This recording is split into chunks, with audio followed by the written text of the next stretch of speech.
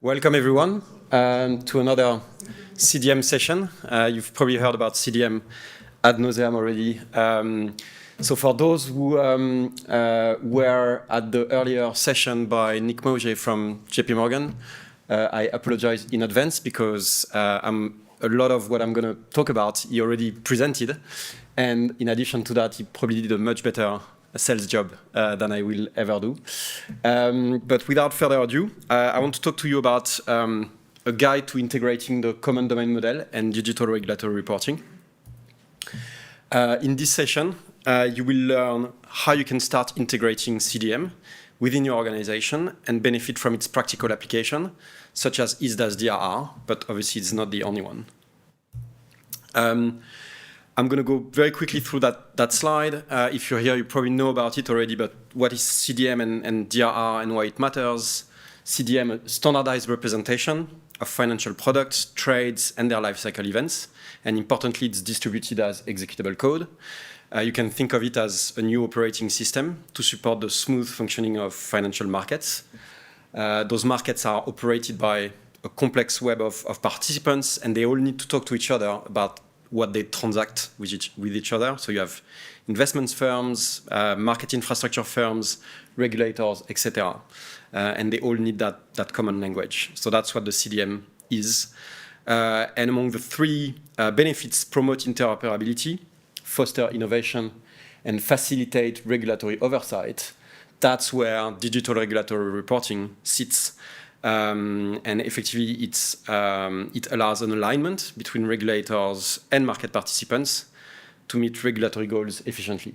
So that's about the background about CDM DRR and why you should be willing to do that integration. A word about who we are. Essentially, think of REGnosys as the industry's partner on CDM and DRR. We are the partner for open source development. REGnosys is a maintainer and release manager for the CDM. We work under a mandate by the industry's trade associations, so ISDA, ICMA, and ISDA, who all work together to eventually contribute the CDM to FINOS. As a result of that, we are the largest contributor to the CDM project. I checked actually over the past 12 months, my team has 8 out of the top 10 contributors to the repository. And in addition to that, we also actively contribute to the open source community. We contributed the Rune DSL to FINOS in 2024. So that's effectively the language that underpins the CDM. And it supports the CDM integration or mapping feature known as Translate 2.0, which I'm going to talk later in that presentation. And my name is Labeis, and I'm the CEO and founder of REGnosys, the company doing that talk today. In addition to that, we also provide a technology platform, Rosetta, that supports the community. Rosetta is used by firms to contribute to the CDM under FINOS, and it's also used to develop DRR under ISDA's governance. It's used by buy-side, sell-side, and market infrastructure firms to consume and to deploy CDM or DRR in the enterprise. And in addition to that, we also deliver services to accelerate clients' go-to-production and maintenance. So come and talk to us if you're embarking on your CDM or DRR integration journey, or if you're already well advanced and want to go to the next level and you think we can help. So enough about us. I want to tackle the problem head on. Why do we have that session today? This is a common thing that we are hearing from market participants who really buy into the benefits of CDM DRR, but really they say, I would really like to use it, but I find it hard to implement it in my organization. Or my tech team has looked at it and they found it hard to integrate it to implement it in our organization. So in the rest of that session, what I would like to show is how that Rune feature called Translate 2.0 can support such integration effectively, and how our Rosetta platform leverages that feature to make it easier, faster, and cheaper for your firms to develop that integration layer. So what is Translate 2.0? So this is one in a series of 2 slides. For those who may have got to grips with the CDM before, it's effectively looking to move away from a feature that we used to call synonym, and which was essentially limited to do mappings between firm systems and the CDM. So what you see on the slide is effectively the syntax in the Rune DSL that Nick Moget talked about earlier. And the example that I show is how this is mapping FPML to the CDM. So essentially, it's a very compact expression of model-to-model mappings, but that very compact expression came at a price. This is a standalone syntax. It was not consistent with the rest of the Rune DSL, not navigable. It only handles straightforward, effectively recursive path-to-path mappings. As a result of that limitation, it often needed custom and opaque mapper function for more complex logic. So every time you see in the pink syntax above the word mapper, that's because something custom has been developed outside. And it relies on proprietary code generation. So what that means as a result is the executable mapping code. You know, if I want to run that FPML integration in Java in my organization, that executable mapping code cannot be distributed. So to wrap all that up, I think it's suffice to say that the synonym feature was an early development in the Rune DSL as early as 2017 or 2018. It has served us well up to that point, but it had reached a point where we needed something new. So that's what Translate 2.0 is about. And we are effectively moving to fully functional mapping. So now if I look at exactly the same mapping exercise, you know, in the Rune DSL looking to map to FPML, I can now, for example, map party and related party, and we basically see the same kind of logic that we had in the synonym feature that I showed earlier, but in a way that is completely consistent with the rest of the Rune DSL. So it uses the existing function syntax, which means it's consistent with the rest of the model's functional logic. It's fully navigable. As a result of using that function syntax, it's capable of handling complex mapping scenarios like conditional logic, list handlings, etc., you name it. This is fully exposed in the model. There is no hidden away logic and magic behind the scene. And crucially, it uses existing open source code generation, which means the executable code that results from those mapping can be distributed. And in fact, what you see on the screen, which are effectively mappings to FPML, are in the process of finding their way back into the CDM repository. And I will talk a little bit about it later. And it will be available to the community first with a beta very soon. So it came at this comes at obviously at the cost of having a syntax that is more verbose. However, we have in the works some further planned Rune features that will again allow us to further compress that syntax while retaining the fully functional capability. So it means we're going to make it. The point is to make it completely doable by business analysts, effectively people who understand the data and understand the domain, but don't need to be coders. So how do we put all of that together? So in addition to the feature that is available generally and which is being put to use, as I mentioned, on FPML, we wanted to go a little bit further and demonstrate a typical journey that a bank would take on that integration. And for that purpose, we actually built a fictitious but representative firms model. So we call it Acme Bank. And the point is to illustrate how a typical firm would go about integrating with CDM and DRR. So that Acme Bank model is available for free to all existing users of DRR in Rosetta.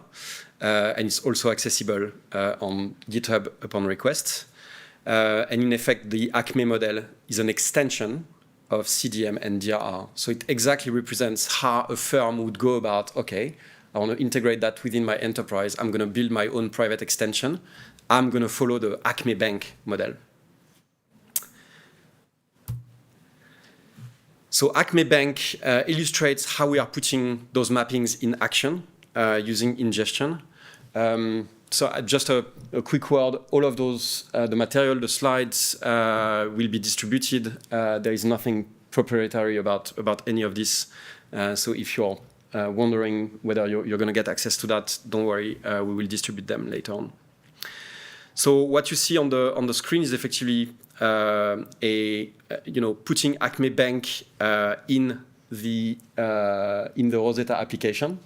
And the first thing you have to start from, if you followed Nick's presentation earlier, you need to have a representation of your own firm's internal model.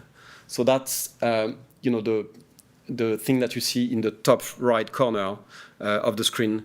And effectively, it's the input model. It represents your internal model that you want to map to CDM. In that example, we took something like as dumb as it can get, which is effectively a completely flat model, literally a list of attributes. So you can think of it as a list of key value pairs. But this model could also be imported if you have your own that's represented in XML or from CSVs. That can be effectively imported and directly represented as such.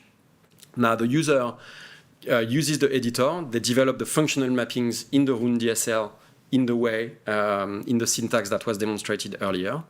And crucially, and this is where the Rosetta application provides the execution engine, they can see the result on their own test pack with a live engine. So the bottom of the screen is effectively one example of a representative trade that a firm that Acme Bank has in their test pack that they want to test integration with. And all the columns are effectively the mapped CDM fields that they were able to get. And all of that is effectively done in real time, which effectively supports your own CI/CD pipelines. You can then deploy that directly as part of your integration layer. But it doesn't stop at ingestion. In fact, the title of the talk was about integrating CDM and DRR. So once you've integrated with CDM, what are the benefits you can get? So this is a representation of what we call the end-to-end reporting pipeline, and it essentially has 4 steps: ingest, enrich, report, and project. What we've just seen is ingest. So that's the part where you translate your internal data models into CDM. But then after that, you want to enrich. So if you enrich that with public or private data sources. You then report, which effectively means you transform and validate you transform into the reportable fields, and you then validate those reportable fields. And then importantly, you project that report into a regulatory compliant format.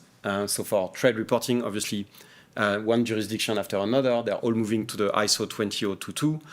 All of this is integrated into DRR. And in the same way as Rosetta automated the deployment of the ingestion step as a data pipeline, all of the subsequent steps can exactly in the same way be deployed within the enterprise as a data pipeline. And the paradigm is, in the first 2 steps, you may have a single message per transaction that you do, which eventually is enriched at the end of the second step. And then out of that one message, you're going to report as many times as necessary for all the jurisdictions that this trade is subject to or reportable to. So now putting that in action in Acme Bank, it contains that end-to-end journey from CDM to DRR. So what we're showing on screen is effectively the last step in that pipeline that we saw earlier. The same trade example is processed live through each step in the reporting pipeline. So this is the final step, and it's the projection into the ISO format. And what we see on screen is a partial or partially completed report, which is just as well, because we have just started on the CDM mapping. And as we are mapping more and more of the input, which is coming from the internal data, then those fields will automatically populate on the right-hand side straight away as those mappings get developed and automatically executed on your test stack. So it's really that live execution engine that gives you the functionality to do that, at scale, rapidly, and over a large number of representative scenarios. And that's about it. Just wanted to talk about some of the next steps that you can take. Well, I want to encourage you to give Translate 2.0 a go. So a couple of things, a few things you can do for that. You can attend the project demo that we have running today to see that in action. So the previous slot already took place earlier today, but we have another one. We're going to run an encore at 6 p.m. Once everybody has had a drink. So it's going to be interesting. But you can also register for using DRR in Rosetta or ask for access in GitHub to ISDA. And once you do that, you can start playing with Acme as well. You will also be able to start testing the FPML to CDM mappings using Translate 2.0. This is going to get in beta into the CDM in early Q3. And everybody will, straight away get access to that in the CDM. And finally, that's going to take place in a few months from now. But what we've discussed with FINOS is effectively delivering a further masterclass. So effectively, rather than me or anyone else from my team, showing all of that on screen, it would be you effectively getting to grips with it and playing with it as part of a very practical masterclass course where you can play with all of that live. So this is planned for September of this year in partnership with FINOS. So keep your eyes and ears peeled when this is going to be announced. And eventually come and talk to us. So what we do as a firm is we deliver a structured onboarding program. It's been crafted to take users from discovery to production fast, using the technologies that I've presented today. I feel that I'm losing at the QR code game. Others have had many more QR codes. We only have 2 in that presentation. But you can flash me or get in contact with us with the top QR code. And with that, I will, that went fast, which means I can take questions.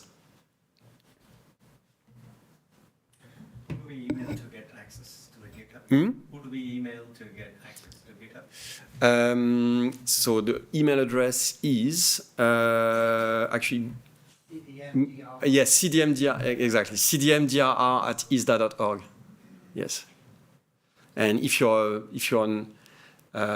firm is an ISDA member, then that will be a straightforward affair.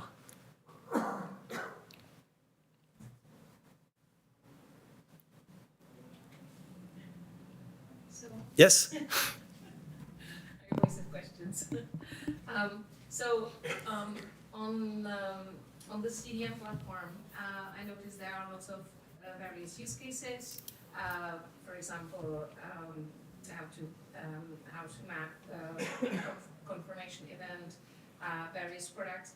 Is there any intention to increase kind of how to model the various products and offer those through the Rosetta platform so that people can actually learn like sample mappings?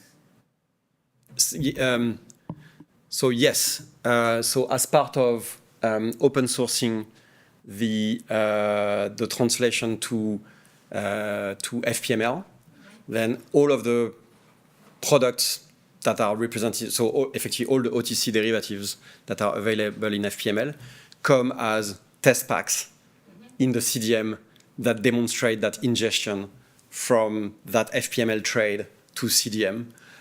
So it means, and there are hundreds of representative test samples. that you would get out of that. So, and that's usually a very good way of understanding, okay, how is that particular type of product represented in CDM? Because in FPML, it's going to be very declarative. Okay, I'm going to have an equities total return swap. And you will see how this actually gets represented in CDM because it will show you the ingestion output. And they are in the repository. And using the Rosetta platform, you can actually go and visualize all of that in a convenient way. So both available in the open source repository and for visualization using the platform.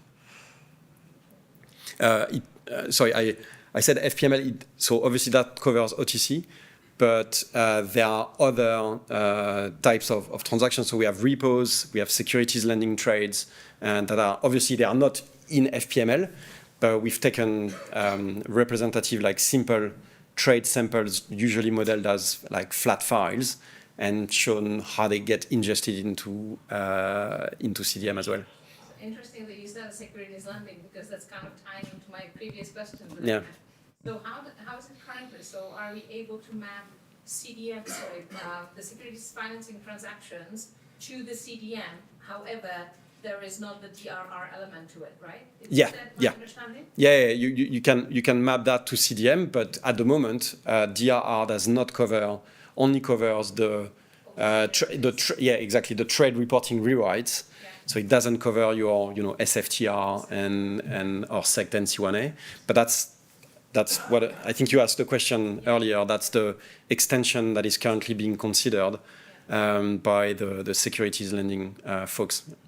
So sorry to continue, but what about the cash products? Are cash products possible to model towards the CDM as well? Yes. As a matter of fact, this is directly as a result of work that took place last year, which was where the CDM went through a quite significant refactoring. But effectively, we can represent so we can represent the trade in cash product, where you can completely ignore the characteristics of the cash product. You just want to model a buy-sell, and you can totally capture that. But there are cases where you want to know the economic details of the trade that you've done. So a typical use case would be for your exchange-traded derivatives, for instance, for EMIR reporting. And those are also modeled accordingly and available in CDM. In fact, the model was extended for ETDs in 2020, last year for the purposes of EMIR reporting. Yeah. Thank you. Are we talking about using, is there a talk of supporting MiFID 2.5 that's coming through? Yes. 2027? Yeah, so I mean, so effectively there is a collective of firms who are, let's say, production implementers of DRR, and there is quite a critical mass now that effectively drive the priority as part of ISDA's governance. And I think it's safe to say that every new regulation that came into the line of sight, so MiFID 2.5, the SFTR review that is coming, and obviously all the trade reporting rewrites that we just went through, the firms are basically saying, okay, DRR now captures 8 jurisdictions. Really, we want to move to a stage where everything gets captured accordingly. So yeah, any revision to MiFID is definitely part of the conversation that firms are having. So I think this one is big enough that I can say with a high level of confidence that this will be captured. So I had a very generic final question. I see in your slide, I don't know which slide number it is, where you had the ingestion, enrichment, report project. I think it's one of the, this one. And I think there was a slide from the previous talk, which from JP Morgan. Are we saying that good design is that enrichment should happen on CDM model, or should the enrichment happen before the modeling is done? So I think that's where I'm gonna probably still some terminology that Nick used, which I think was interesting. He talked about model-driven ingestion, and that's what his talk was about. He went down a path where they didn't do model-driven ingestion at first, and then they understood, working with the Rune DSL, that in fact, model-driven ingestion was something that was at their disposal. So that's what Nick is now looking at. Exactly by the same token, he said we should do model-driven enrichment. So model-driven enrichment, what does it mean? It means I'm modeling. I have my input, which is model, which is the CDM, and I'm going to model the data that I'm going to enrich that with, and I'm going to have a very standardized representation of that. That's abstract from the actual implementation of how I'm going to fetch the data, but I'm going to normalize the way I'm going to represent that. So I'm going to give you an example with UPI, right? So what you need to do is you need to take your facts about the trade, and you need to transform that into the template that corresponds to the type of product for which you're going to request the UPI, populated with the right attribute, and that's going to be your that's effectively going to be your UPI request, and you're going to be you should then send that, and you're going to get some response back. And these templates can be modeled themselves, so you can do model-driven enrichment, exactly using the Rune DSL, and that can be abstracted away from how you're actually going to do the API call. Are you going to cache things internally? Are you going to fetch the data directly from ANA DSB? There are a million ways of doing it, but you don't have to worry about how you're implementing it. All you want is you want to make sure that you've standardized the ins and outs. And that model-driven enrichment is, again, something quite powerful and that firms have been using to properly normalize that step and effectively take it out of a black box and make it very transparent, how that is being done. So the result of that approach is that what has been contributed to DRR now is effectively the standardized logic that allows you to take a CDM object and extract the UPI request that a firm is meant to be sending to the DSB to get the enrichment data that they need. Interesting. Okay. And that's only possible if you do it in a model-driven way. Yeah. So, but in terms of internal organizations' reference data, so we should have our own private CDM model. And exactly. Then use that to do it. Exactly. Exactly. And that's where the typical usage by firm is getting their own private extension for that deployment within the enterprise. That makes sense. Thanks.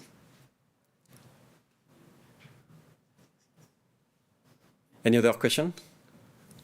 How are we for time? We are right on the money.